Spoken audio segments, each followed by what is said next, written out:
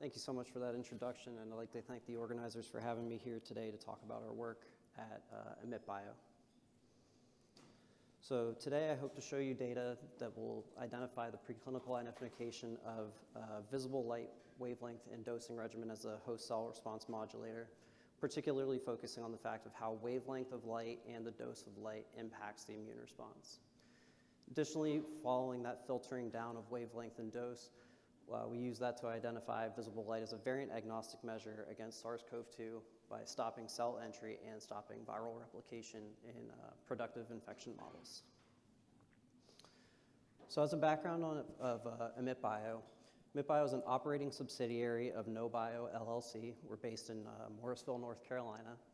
We were established in January of 2020, focused on another indication, but quickly pivoted because the world shifted and changed with the COVID-19 pandemic in March and April of 2020. The company was built off of a team of subject matter experts with a decades-long track record of developing and deploying high-volume novel solutions to complex problems. What makes us different is that we employ subject matter experts in the life and light sciences industries. We're not focused on one particular area. We have engineers that focus on light, LEDs, lasers, et cetera. I focus on the life science, obviously. Throughout our time, we've discovered how to use precise monochromatic wavelengths of visible light to eliminate respiratory pathogens and stimulate host defenses within the body. One of the things I want to draw your attention to is that visible light is not ultraviolet light. We sit outside this DNA damaging area of ultraviolet light. And so before I get into the data, I'm going to start at the end, and we'll work our way back to how we got to the end. So EmitBio has developed a handheld medical device called the RDX-19, which you can see on the left of your screen. This delivers light at a precise wavelength to the oropharynx, which sits at the back of the oral cavity behind the uvula. And as you can see from our optical modeling, light is distributed throughout the oral cavity, but is focused primarily on the oropharynx. The RDX-19 delivers its treatment twice daily in 5-minute treatments for 7 days total. And our indicated use at this point is for mild COVID-19 and is intended for at-home use. So we're not a conventional, chemical or biologic or large molecule. We're using visible light. And so I wanted to go through our translational science paradigm and show you that it is very similar to what you see with pharmaceuticals or biologics. All we did was take high-efficiency LEDs that emit precise wavelengths of light, centered again in the visible light spectrum.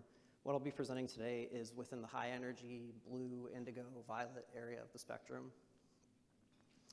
We put these LEDs on biological light units, which sit a fixed distance above a test article, and evenly distribute precise color and energy across the test article. We took these into BSL-2 and BSL-3 formats and measured different parameters of biological activity. As you can see here on the right side of your screen following that arrow, this is a cell-free inactivation experiment of SARS-CoV-2, basically inactivating cell-free SARS-CoV-2 and measuring viral titers following elimination. From there, we expanded our preclinical performance testing outside of a cell-free environment and put the virus onto cells in different tissue models and established go, no-go criteria to then scale up and prototype and scale up and develop the RDX-19. So the first biological metric that we looked at is what you saw on the previous slide. Taking cell-free suspensions of SARS-CoV-2 and illuminating it with different wavelengths of light. We have 3 different wavelengths tested here. We have wavelength A, wavelength B, and wavelength C. We tested these wavelengths at 4 different doses, along with an unilluminated control. And as you can see here, wavelength A, which is a shorter wavelength compared to wavelength C, and wavelength B sits in the middle of them. Wavelength impacts the ability to inactivate SARS-CoV-2 in a cell-free model. In addition to that, it is entirely dependent on dose. As you increase the dose, you inactivate more virus. So even though in this presentation I'll talk about wavelength C, we investigated wavelength C, but we deprioritized it due to its inferior inactivation kinetics against SARS-CoV-2. But since this is a non-specific, not virus-directed approach, we had to ask ourselves, how do wavelength and dose impact immune responses to visible light? And so to do that, we used a model of the human airway. We took primary tracheobronchial epithelial cells, which sit at the lower part of the upper respiratory tract, cultured these at the air-liquid interface, allowed them to differentiate where they develop cilia and mucus and really mimic the in vivo airway condition, but in an in vitro environment. We illuminated with 3 different high-energy wavelengths in the visible spectrum at 3 different doses, which I'll categorize here as low, medium, and high. And these doses were administered either once daily or twice daily. At each time point, 3 hours, 24 hours, and 48 hours, we collected apical rinses and basolateral media that was feeding the cells and evaluated them for cytokine responses using the Illuminating platform. In this assay, it was actually an 11-plex, but one of those is a cellular stress response. The other 10 are cytokines and chemokines. And I'm going to talk about the ones in red today. So the first cytokine I'm going to talk about today is IL-1 alpha. It's a very inflammatory cytokine. It's associated with fever, can cause fever on its own. And as you can see on the right, we have our 2 wavelengths, A and B. These are the ones that had excellent inactivation of SARS-CoV-2. And what we're really looking for here is that we do not want to have an increase in IL-1 alpha. SARS coronavirus infection and COVID-19 are highly inflammatory diseases. If by treating the virus we're increasing the inflammatory response, we could actually make disease worse rather than improve it.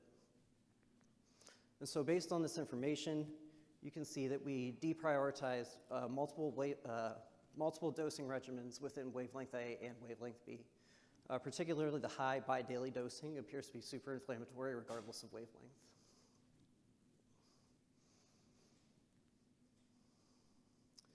Next, we looked at IL-1 beta, indicating activation of the inflammasome. Again, it's a very pyrogenic, fever-causing cytokine. Its effects are through pyroptosis. And you can see, compared to IL-1 alpha, we actually saw like a very small, low amount of IL-1 beta production. However, in these high doses, again, with wavelength A, the higher energy wavelength, saw an increase in the amount of IL-1 beta being produced. So once again, this is an inflammatory, this is an inflammatory dosing regimen. Finally, we looked at IL-6 because IL-6, again, pro-inflammatory, and serum IL-6 is actually correlated strongly with severe COVID-19. So this is one of those ones of particular interest, making sure that we were not being too inflammatory for the cells. Again, with wavelength A, you see that there's an increase in IL-6 with the high bi-daily dosing and the high single daily dosing, but also now in wavelength B, we see an impact with high bi-daily dosing and low single daily dosing.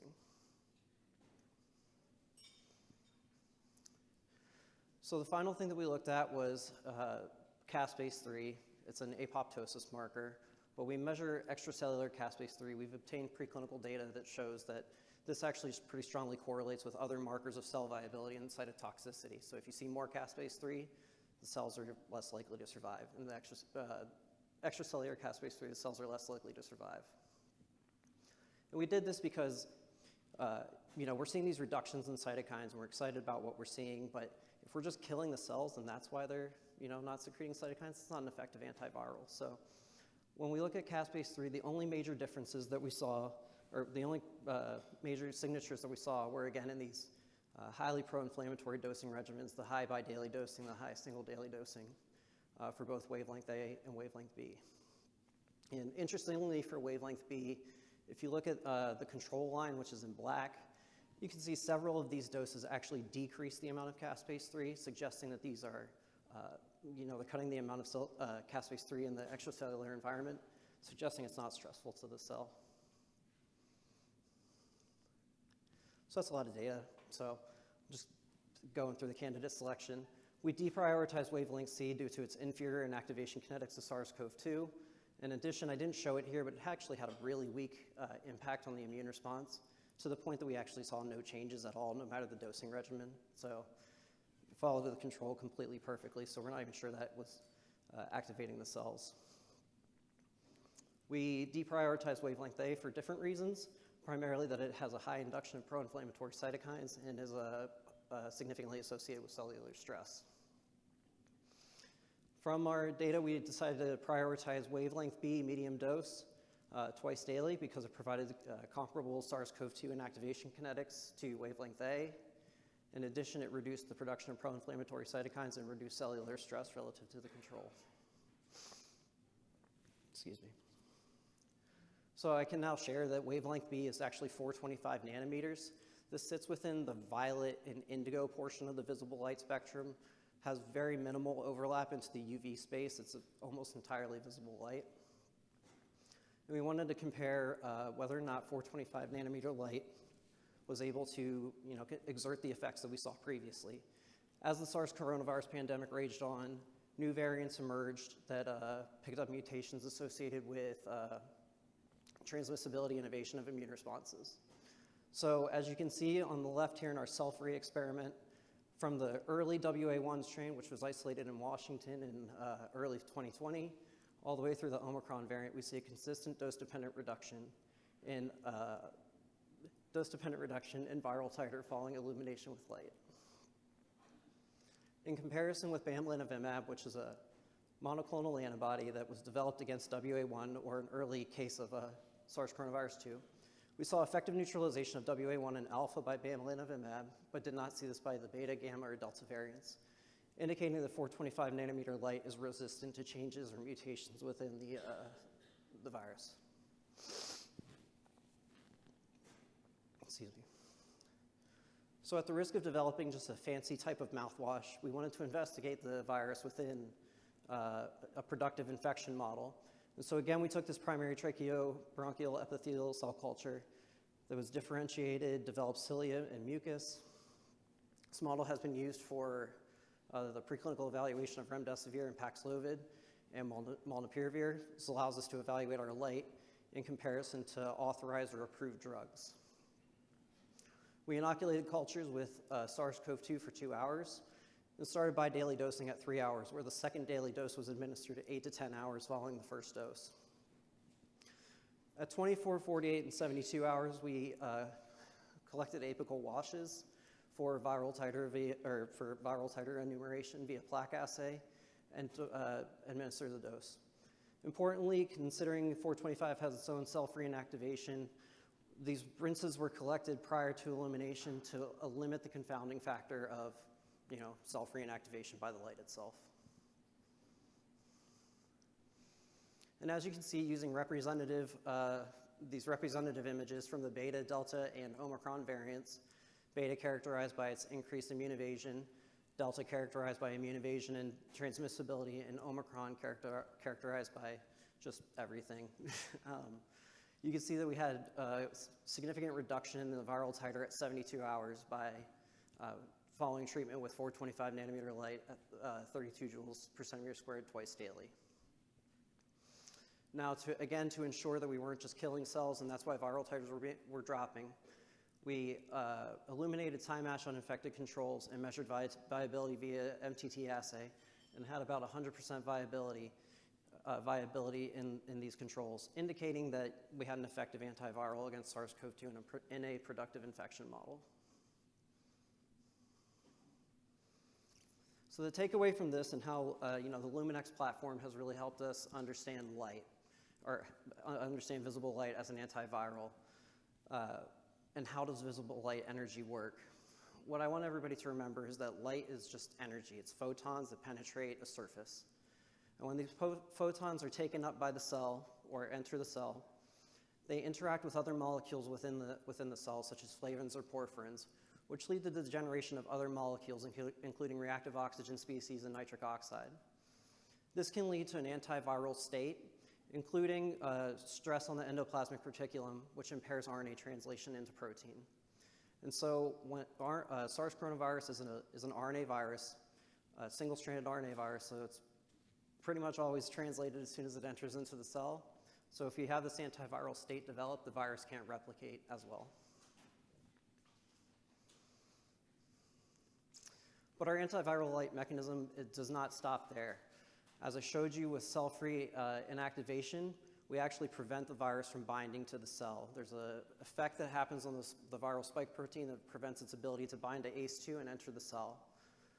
But in productive infection models where virus has already made its way into the cell, we also impact it there by creating an antiviral state through the generation of reactive oxygen or nitric oxide, in addition to modulation of innate immune responses. So in summary, light works as an antiviral against SARS-CoV-2 and COVID-19. We've shown you that visible light can induce and modulate immune responses in respiratory tissues, and that these responses are wavelength and dose dependent. I didn't get into it today because of, in the interest of time, but this is also dependent on cellular location, and I'm happy to talk about that if anybody has any questions. In addition, 425 nanometer light is a variant agnostic approach against SARS-CoV-2, and we are evaluating this in the clinic. We actually are in our pivotal phase 3 trial right now, currently enrolling subjects across the United States. So on behalf of Emit Bio, I'd like to thank you for having me here today. It's been a tremendous honor meeting everybody. If you have any other questions or want information, please visit our website, emitbio.com, and I'm happy to take any questions.